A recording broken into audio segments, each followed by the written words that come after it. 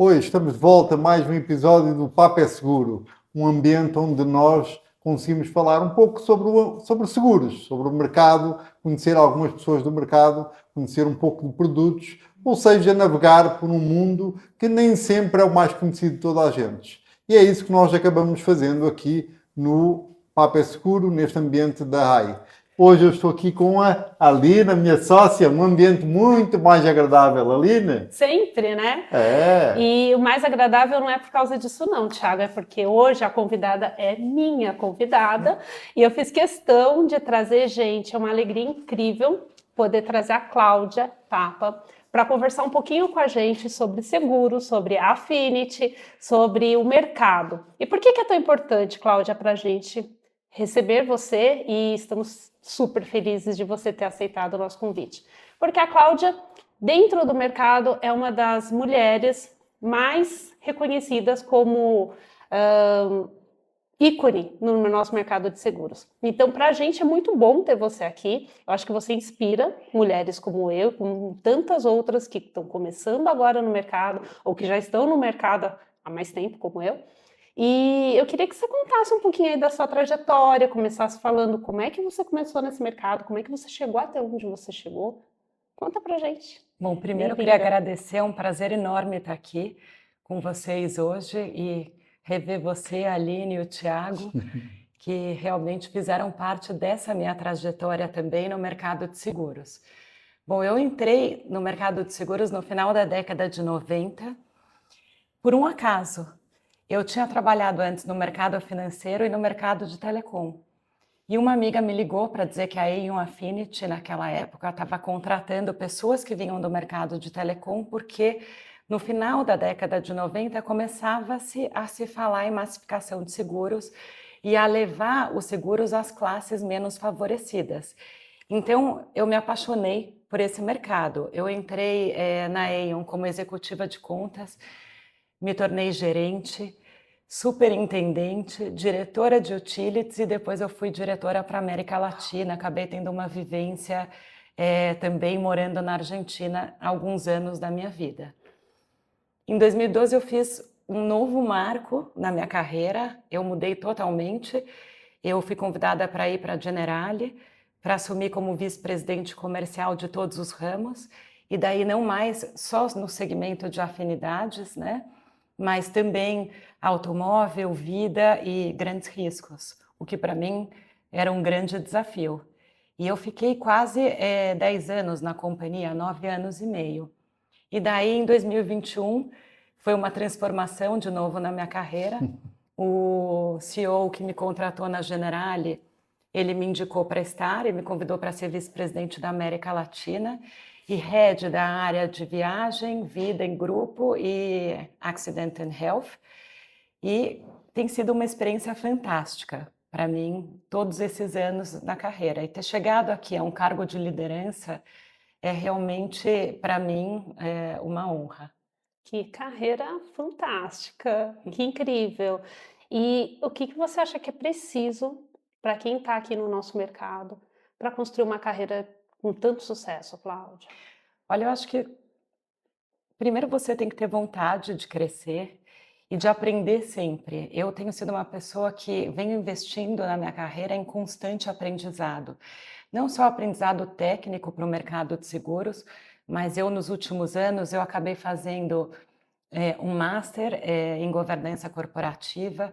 Eu acabei me certificando também como conselheira de inovação. E hoje eu ainda faço um MBA. Então eu faço um MBA na Bélgica, com dupla acreditação. Eu estou no fim desse MBA. Na verdade, eu me formo na Bélgica, em Londres. E eu acho que isso ajuda a gente a estar em constante evolução, a nossa mente a aprender coisas novas. Quando eu me formei, era na década de 90, né?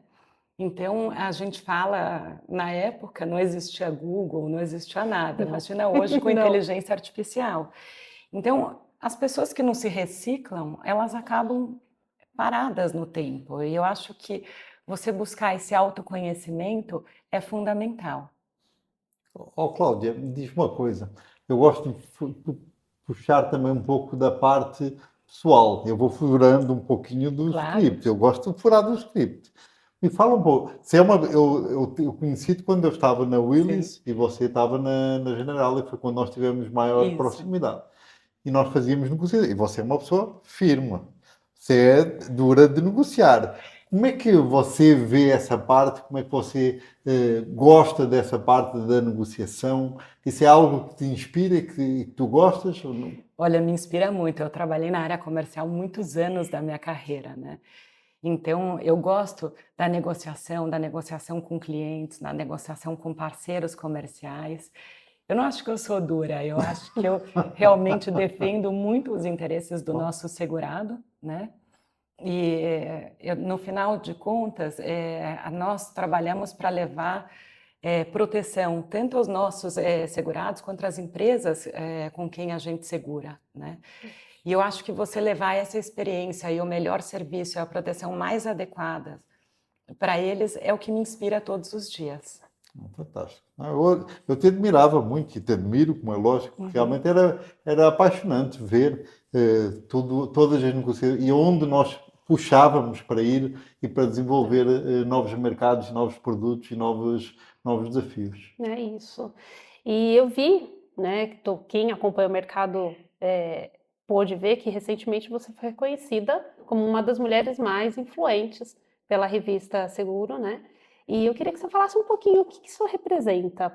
Olha, para mim foi um reconhecimento que eu me sinto honrada, mas também gera bastante responsabilidade. Ele não é um reconhecimento só meu, ele é um reconhecimento para todas as mulheres que abriram o caminho antes de mim, para todos os líderes que permitiram que eu chegasse aqui, para os clientes que me reconheceram e também, principalmente, para as equipes que trabalham comigo. Nós não fazemos nada sozinhos, né? E eu espero que esse reconhecimento inspire cada vez mais mulheres a buscarem crescer e ter cargos de liderança no nosso segmento. Então, eu me sinto muito honrada com esse reconhecimento. É realmente algo que para a gente inspira. A gente estava falando um pouquinho aqui antes da gravação começar, o quanto o mercado, apesar de ser um mercado tão potente, ainda tem tão poucas mulheres na liderança, nos cargos de C-level, né? Você acha que isso acontece por quê? Olha, eu acho que mudou muito. Da época que eu entrei no final da década de 90 para hoje, muita coisa mudou, né? A gente não dá nem para comparar. Nós somos a maioria da população brasileira e nós hoje somos a maioria também de pessoas que trabalham no mercado segurador. O que eu acho é que, apesar de ter mudado, nós temos ainda muito menos mulheres em cargos de liderança, como diretoras, como vice-presidentes, como CEOs e até como conselheiras dentro, né, de board members, né? Então, eu acho que isso precisa mudar. Não é simplesmente sobre se ter uma cota, um preenchimento de cota. É entender que a voz da mulher é uma voz necessária, é uma voz necessária dentro do ambiente. Você promover a diversidade, você traz mais diversidade de pensamentos, maneiras diferentes de analisar negócios, né? E é uma responsabilidade social também, nós somos a maioria da população. Eu acho que, para mudar isso, as empresas têm que, em primeiro lugar, colocar como foco e ter metas claras de você ter mulheres em cargos de liderança, e você tem que ter metas 30% no ano tal, 50% até o ano X. Não como preenchimento de cotas, mas você também tem que treinar os líderes a reconhecerem a importância de você ter pensamentos diversos, né? E de você agregar novas visões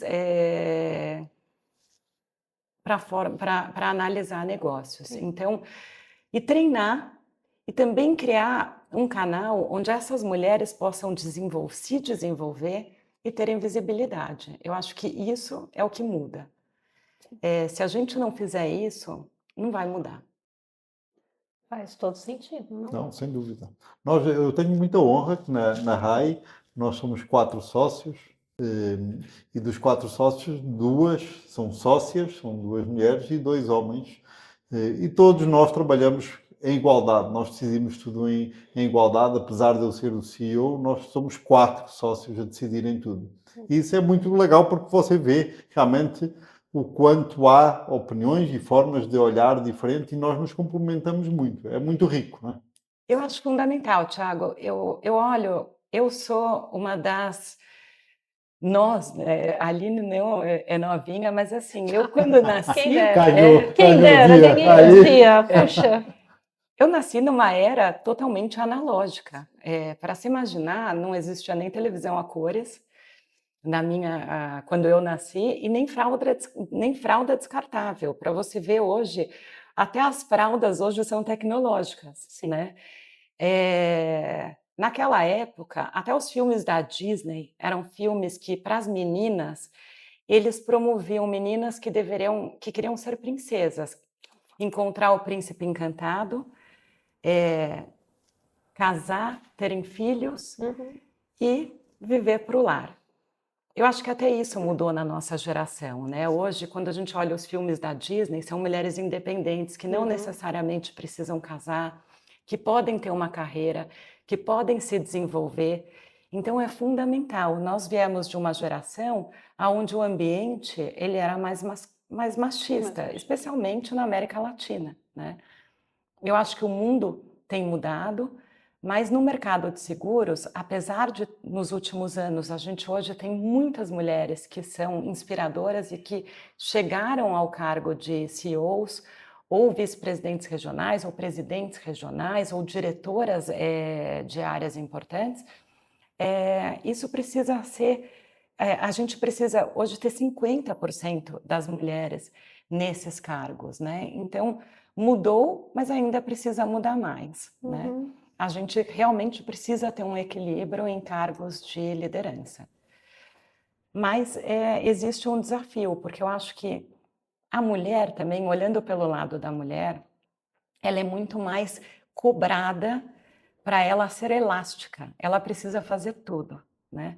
Então, as responsabilidades da casa, da criação de filhos, da educação, ainda recaem muito sobre a mulher.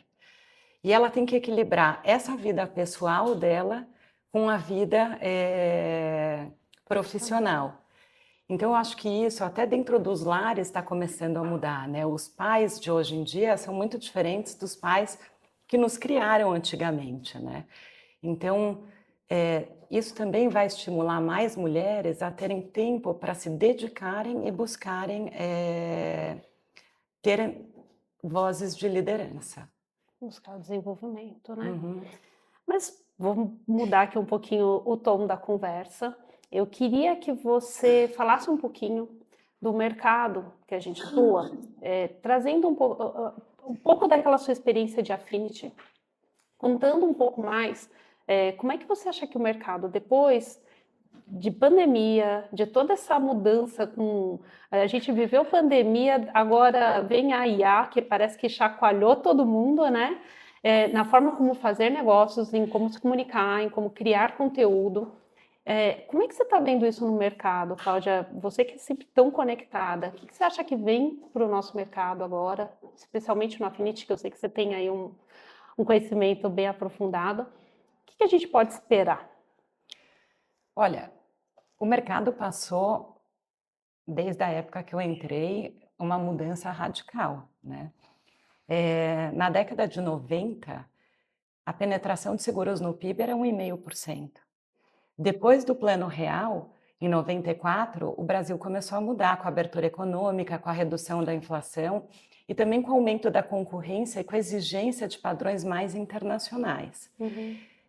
Desde lá, na época, no ano 2000, vender seguros ainda era uma forma muito manual, né? O cliente nem sempre tinha a experiência mais agradável e muitas vezes não entendia nem a nossa linguagem do setor, né? Que isso eu acho que ainda precisa mudar bastante. Porque você explicar para um segurado o que é prêmio, que o prêmio é o preço que ele vai pagar ao seguro, o que é sinistro. É infeliz, prêmio é infeliz. Eu acho também, eu acho que a gente precisa mudar muito. Eu acho que a partir de 2010 houve uma evolução grande para a digitalização, que mudou significativamente, e o produto seguro, ele deixou de ser um produto para se tornar um serviço, né? E você passou a focar na experiência do cliente. Mas hoje em dia, em 2025, nós estamos na era da inteligência artificial, que muda significativamente a forma de analisar riscos, a forma de você levar seguros muito mais personalizados. A gente está vivendo a era da hiperpersonalização, a era onde o segurado ele quer ter acesso em todos os canais, ele quer ter as melhores opções, ele quer ter um seguro para ele, né? Uhum. Então, além de tudo, nós estamos vivendo a era de grandes transformações, transformações climáticas que vão exigir muito mais aplicação de inteligência artificial para você ter novos modelos de precificação. A gente está vivendo uma era que nós precisamos nos antecipar aos riscos, né? E não remediá-los depois. Eu acho que é uma evolução constante. A gente não só está vivendo mudanças climáticas, como riscos cibernéticos, cada vez mais esse mercado vai crescer. No Brasil, em 2022, são mais de 100 bilhões de tentativas de cyberataques. Então, as pessoas assim, não têm noção disso, né? As pessoas não têm noção. Então, assim, nós vamos precisar muito aliar inovação com segurança para o nosso consumidor. Boa, concordo. As pessoas não têm noção e elas imaginam que só grandes empresas correm o risco cibernético. De ter ataque, de serem atacados por hackers, né? Não fazem Nós somos ideia. atacados todo dia como pessoas. Uhum. Eu ouvi outro dia numa palestra que se os riscos cibernéticos, né, o mercado de riscos de ataques, né, cibernéticos e de fraudes digitais fosse uma nação, seria o terceiro PIB mundial, somente abaixo de Estados Unidos e China, né? Nós, como seres humanos, somos atacados todos os dias, com ligações de hackers, com pessoas tentando mandar links, com phishing, com tudo que podem roubar até a nossa identidade, né? Hoje não se rouba mais um celular na rua pelo simples aparelho em si, mas sim para ter acesso a todas as suas informações. Então, é uma nova era, né? É uma nova era, inclusive para o crime, né? Aquilo que, infelizmente, a gente vai ter que se atualizar para proteger as pessoas. Mas, assim, especificamente hoje, né, no meu segmento de seguro viagem e de seguro de pessoas, eu acho assim, o seguro de pessoas, ele é essencial. Nós vivemos muito mais e vamos viver muito mais que os nossos antepassados, né? E isso traz uma responsabilidade, inclusive social e econômica, porque nós precisaremos trabalhar mais, a gente vai precisar de renda até uma idade muito mais avançada. Então, o seguro de pessoas vai crescer, aliás, ele sempre cresceu e ele vai continuar crescendo cada vez mais, porque ele precisa, hoje, atender a essa necessidade econômica, inclusive das nações, de pessoas que vão viver mais e trabalhar mais, né? E como você me perguntou, após a pandemia, especialmente no seguro viagem, a gente olha que muitas nações, hoje, para você entrar nessa nação, é obrigatório. Na América Latina, a Argentina, recentemente, há alguns dias atrás, né, acredito que 20 dias atrás, foi o primeiro país da América Latina a exigir a contratação de seguro viagem. A Europa já exige há muito tempo, mas a América Latina foi a primeira nação, de fato, para exigir o seguro viagem para visitantes internacionais, até para que esses visitantes que entravam antes dos protegidos não onerem a saúde pública local, né? Então, vai ser impossível você viajar sem ter proteção, sem ter seguro.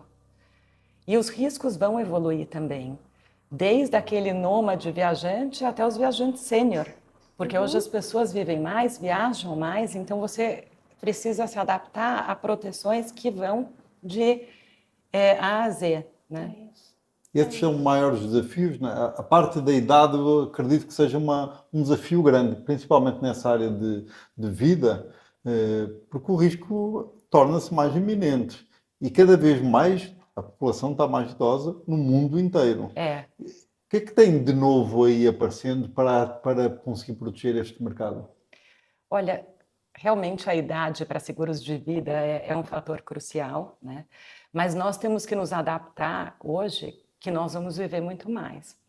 Então, as nossas tábuas de mortalidade também vão mudar. O que a gente considerava velho há alguns anos atrás, hoje são meninos, né? Com 60 anos, o bonequinho era a pessoazinha do Bengala é torta, isso. com 60 anos, É. né?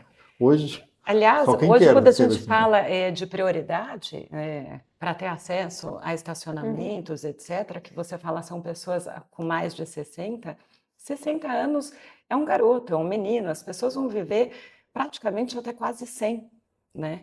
Então, sem dúvida, o desafio da idade é muito mais próxima à época da mortalidade continuará sendo um desafio, mas você tem milhões de formas e até de serviços que conseguem garantir mais saúde, mais proteção e mais serviços a essas pessoas, que é crucial. Eu acho que um outro desafio que eu acabei falando também é a renda, né? Porque a gente já tem hoje uma aposentadoria, um sistema, né, de previdência pública que praticamente vai colapsar. Então, ele vai precisar de uma nova reforma, né? As pessoas vão ter que trabalhar mais, vão ter que se adaptar mais e eu acho que você garantir a renda até uma idade muito avançada ou até os 100 anos, né, é um desafio. Um desafio enorme. Mas é um desafio, nós somos de um mercado que protege. E a gente brinca que tudo é segurável, tudo tem um preço adequado. E nós temos responsabilidade social de não só ajudar a economia, mas de ajudar, né, as pessoas de modo geral. Cláudia, eu queria ficar aqui o resto do Exato. dia, mas eu não posso, nós temos tempo. Eu vou, como cavalheiro, eu vou deixar a Aline terminar, fazer a última pergunta. Eu vou fazer aquela brincadeira que eu combinei com você antes da gravação. Já que a gente começou aqui falando da importância da gente traduzir esse mercado para a população, para as pessoas, e de deixar mais fácil o entendimento, né, trocar termos, etc., você consegue explicar rapidamente, pensando que tem aqui a sua vovozinha, o que é o Affinity? O que é o mercado segurador quando a gente fala de Affinity? Olha, o mercado de Affinity são seguros de afinidade, né? O nome em si já diz. E é o mercado que levou acesso a milhões de brasileiros que não tinham acesso a seguros, inclusive a população não bancarizada, a poder se proteger. Se você olha antigamente, as proteções, é o que eu falei, quando eu entrei, eram seguros muito mais corporativos e quem tinha acesso à proteção eram as classes mais favorecidas ou funcionários de grandes empresas que tinham benefícios. Os canais de afinidade, que a gente chama, então são canais como foram as empresas de utilities, de telecom, as redes varejistas que tiveram um papel gigantesco, né? E que tem afinidade, e que é isso, que tem afinidade com o seu consumidor, e que tiveram um papel gigantesco de bancarizar, inclusive, essa população, entenderam a responsabilidade de você poder dar acesso, né, a essas pessoas a uma proteção que elas não teriam. Então, o seguro de afinidades, na verdade, é isso, né? É um seguro que você gera afinidade do B2B2C, né? Ou seja, o canal com o seu consumidor final. Esse canal é o que também leva a confiança e a credibilidade, afinal, o consumidor final é o consumidor daquela marca, daquele cliente. mas que leva acesso a uma população que não teria hoje, né?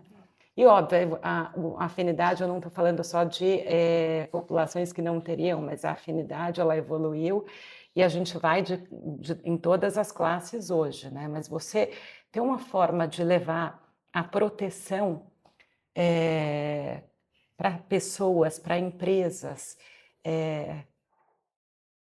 a gente só faz isso através de afinidade, né? Para pequenas e médias empresas, o que as pequenas e médias empresas, por exemplo, são o grande propulsor da nossa economia, né? E são empresas que nem sempre têm acesso também a produtos de seguro.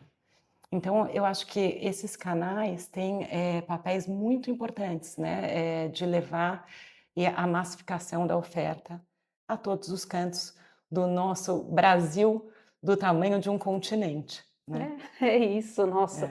É perfeito. Acho que melhor impossível para explicar de forma tão clara, né? É isso. Vamos agradecendo, infelizmente, porque o papo começou a esquentar agora, né? Mas a gente está muito grato de novo, Cláudia, por você ter aceitado o nosso convite, participar aqui com a gente um pouquinho. E você é sempre bem-vinda aqui no nosso espaço, quando tiver novidades. Eu muito honrada, não só para rever vocês. Eu conheci a Aline, ela era minha cliente quando ela trabalhava na Peugeot Citroën, e você, né, na Willys. Então, nossa, é um carinho enorme estar aqui com vocês e que vocês possam trazer cada vez mais e mais mulheres que representem o nosso setor. Obrigada, Cláudia. Obrigada a vocês. Obrigado. Muito bom. E assim foi mais um episódio com uma pessoa fantástica, que me permitiu matar um pouquinho de saudade, muito pouquinho ainda, mas foi uma forma de estabelecermos um contacto e de nós estarmos aqui a conhecer pessoas, a conhecer um pouquinho mais do mercado, um pouquinho sobre seguros. E é esse o nosso desafio. E, mais uma vez, muito obrigado. Obrigado a todos. Até à próxima. Tchau. Tchau, tchau.